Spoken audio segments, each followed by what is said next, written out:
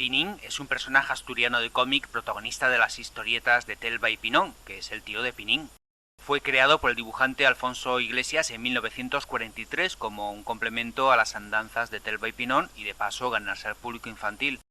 Se le ha comparado en ocasiones con Tintín por lo similar del nombre, por la forma del dibujo y por vivir complejas aventuras y viajes, aunque Pinín era rubio y Tintín pelirrojo. Además, el asturiano era algo más joven que el reportero belga.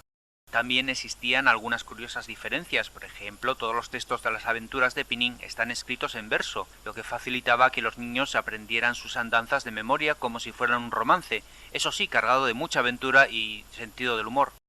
Pinín en sus viajes utilizaba un curioso vehículo, el madreño giro, que era una madreña gigante con una hélice en la parte superior.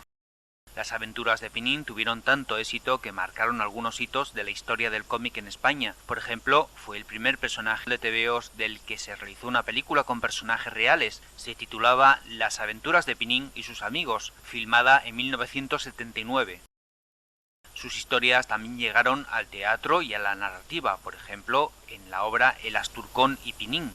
En el año 2010 se editaron por última vez las aventuras en el diario La Nueva España, y por supuesto también fue un gran éxito de público, aunque este último éxito ya no lo vio Alfonso Iglesias, que falleció en 1988.